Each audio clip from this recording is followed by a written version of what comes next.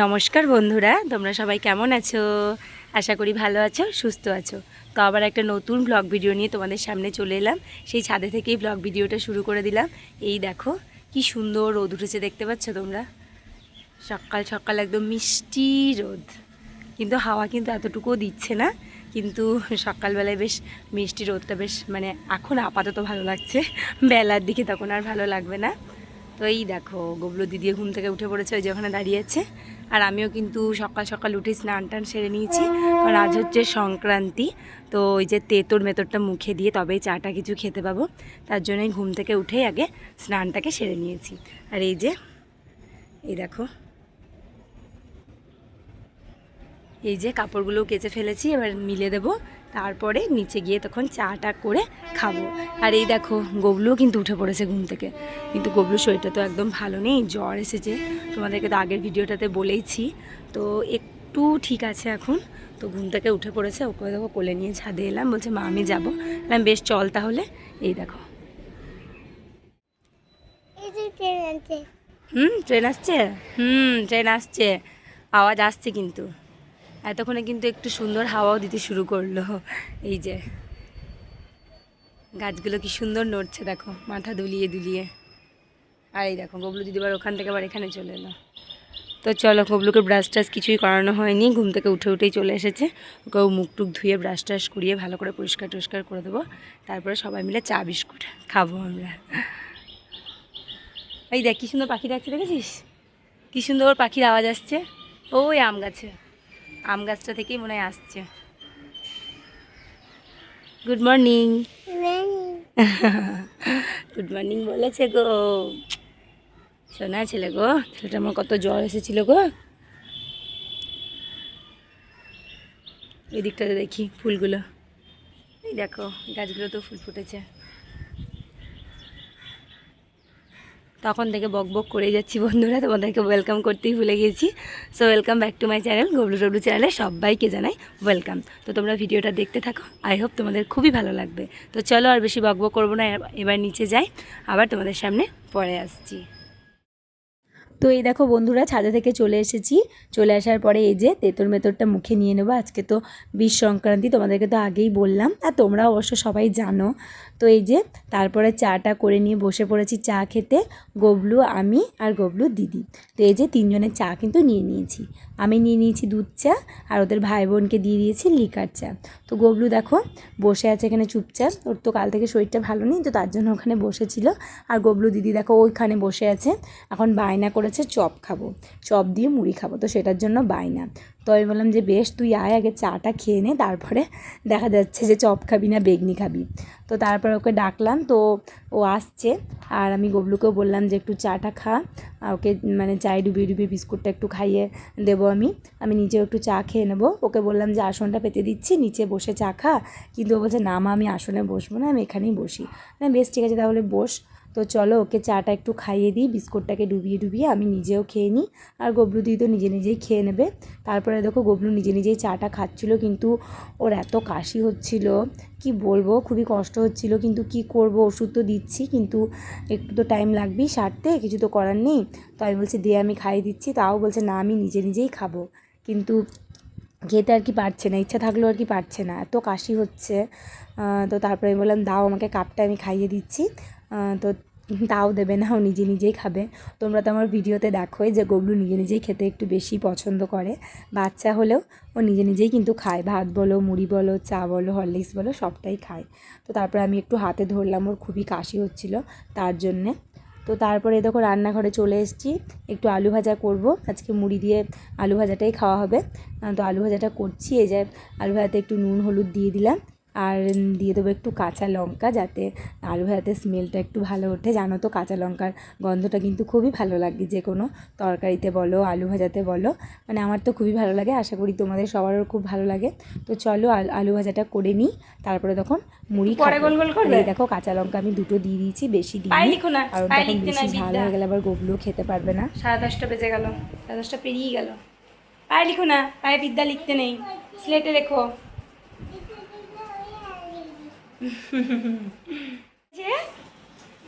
কি করেছে গো, গোল গোল? শরীর খারাপ? তো শরীর খারাপ তো গোল গোল করার কি দরকার ছিল? শরীর খারাপ নিয়ে পড়তে বসেছ, গোল গোল করেছে গো।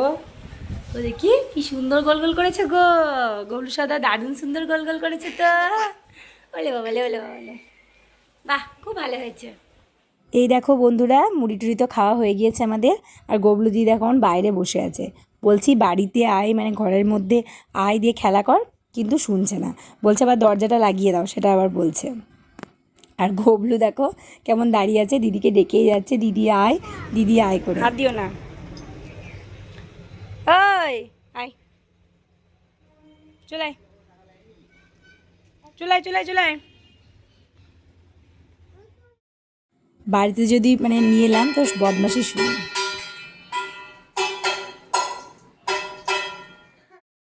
তো যাই হোক, ওরা ওদের মতন খেলা করুক, আর আমি এদিকে বসিয়ে দিয়েছি রান্নাবান্না যদি না বসায় তাহলে তো আরও অনেক দেরি হয়ে যাবে। তো এই যে ভাজাভুজি করব, তার জন্য আজকে প্রথমে পটল ভাজাটা বসিয়ে দিয়েছি। ওখানে দাঁড়াও, আমি এই কাপড়গুলো তুলে নিয়ে দিয়ে যাচ্ছি। হ্যাঁ তুমি এসো না, খুব রোদ ছাদে। নিচে যেতে পারবে? বেশ তাহলে চলো নিচে, আমি কাপড়, না নিচে গরম নেই, এই ছাদে খুব গরম। আমি কাপড়গুলো চটপট করে তুলে নিয়ে যাচ্ছি। হ্যাঁ হ্যাঁ মিলে দিয়েছি, এগুলো শুকিয়ে গিয়েছে, এগুলো তুলে নিই।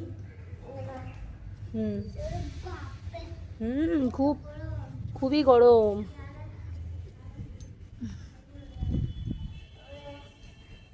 চলো রাখি, এখানে রাখি, জড়ো করে রাখি, তারপরে তখন নিয়ে যাব।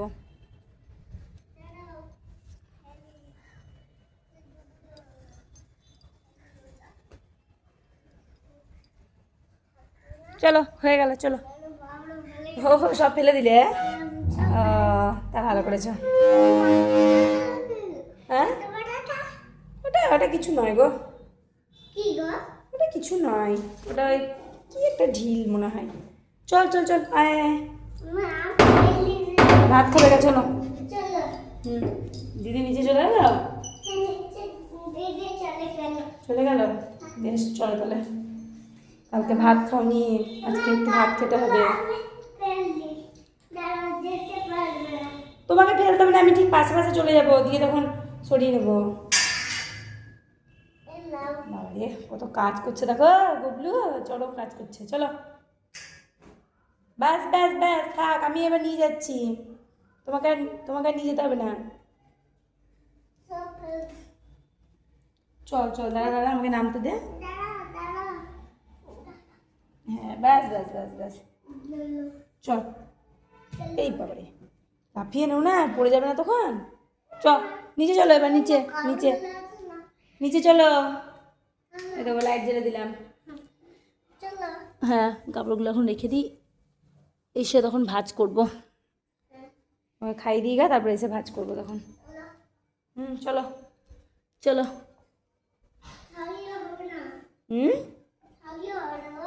না গো, ও প্যান্টটা পরে গিয়েছে দে তো। দিদি ঠিক বলেছে গো, দিদি। হ্যাঁ চলো এবার চলো। তো এই দেখো বন্ধুরা, অনেকক্ষণ পর তোমাদের সামনে আবার এলাম, একদম লাঞ্চ নিয়ে চলে এসেছি। আর গবলুর কাণ্ডটা দেখো, গবলু কি খাচ্ছে দেখো, শুধু সাদা ভাত, আর একটুখানি আমি ঘি দিয়ে দিয়েছি, আর একটুখানি মানে লবণ দিয়ে দিয়েছি, সেটাকে ভালো করে মেখে নিয়েছি, তারপরে খাচ্ছে। থালার মধ্যে আমি ভাত তরকারি ডাল সব কিছু দিয়েছি, কিন্তু খাবে না। আবার আমি আলাদা করে শুকনো ভাত নিলাম, দিয়ে ওকে খাওয়াচ্ছি। বলছে মা আমি শুধু সাদা ভাত খাবো, তাই বলছে। তো কী আর করবো বলো, যেটা খেতে মানে চাইছে সেটাই তো খেতে দিতে হবে। একটু যদি পেটে যায় সেটাও ধরো কাজে দেবে। কাল তো ভাতই খাইনি, জ্বর ছিল তার জন্য, আজকে জ্বরটা একটুখানি কমেছে, তার জন্য বললো যে ভাত খাবে। দেখো ভাতের থালাতে দেখো সমস্তটা পড়ে আছে, কিন্তু একটাও কিছু মুখে দেয়নি, ওই একটুখানি জাস্ট মুখে দিয়েছিল, তারপরে বলছে আমি আর ভাত খাবো না। তারপরে বলছে আমি শুকনো ভাত খাবো। তো সেটার জন্য আমি আবার শুকনো ভাতই নিলাম, যে খা। আর এই দেখো একবার করে হাত ধুয়ে আসছে, একবার করে উঠছে, একবার করে বসছে, মানে ভাতটা যেন কারণে আর কি খাবো না, সময়টাকে কি কীভাবে কাটানো যায়। দিদি আবার গান জুড়ে দিয়েছে, সেটা দেখে আবার ভাই আবার একটু ডান্সও করে নিল ভাত খেতে খেতে। কী যে বলবো বন্ধুরা, মানে ভাত খাওয়াতে যে কী যে আমাকে মানে যুদ্ধ করতে হয়, কি বলবো। ঠিক তোমাদেরও কি ঠিক এরকমই করতে হয় তোমাদের বাচ্চাদের সাথে? আমাকে অবশ্যই কিন্তু কমেন্ট করে আর জানিও। তো এই দেখো বন্ধুরা, তারপর চলে এলাম তোমাদের সামনে একদম বিকেলবেলায়। তো বিকেলবেলায় চলে এসেছি ছাদে এসেছি একটাই কারণে, আমাদের পাশের বাড়ির একজন প্রতিবেশী আর কি আমাকে ডাকছিল। তো আমার ভিডিওতে তো তোমরা দেখতেই পাও, একটা বিশাল বড় আম গাছ আছে আমাদের বাড়ির সামনাসামনি একটা বাড়িতে। তো ওরা আর কি থাকে না বাড়িতে, তো আম গাছটাতে তো প্রচুর আম এসেছে, ওই ঝড়ের মধ্যে পড়ে কেউ পারে এরকমভাবেই আর কি আমগুলো মানে খাওয়া হয়। তো পাশের বাড়ির থেকে মানে পাশের বাড়ির যে প্রতিবেশী আছে, তো তাদের ছাদ থেকে একদম পুরোপুরি আমগুলো কিন্তু মানে পাড়া যায় আর কি। তো ওরা অনেকগুলো আম আর কি পেরেছিল, বা ছাদে ওদের পড়ে আর কি ঝড়ের মধ্যে। আজকেও তো দুপুরবেলাতে একটুখানি ঝড় হয়েছিল, বৃষ্টিও হয়েছিল, সেটা তোমাদের সাথে শেয়ার করা হয়নি। তো সেই ঝড়ে আম পড়েছিল, তো বিকেলবেলায় আমাকে ডাকছিল যে এসো আম দেবো। তো তার জন্য আমি আবার দেখো ছাদের মধ্যে এলাম।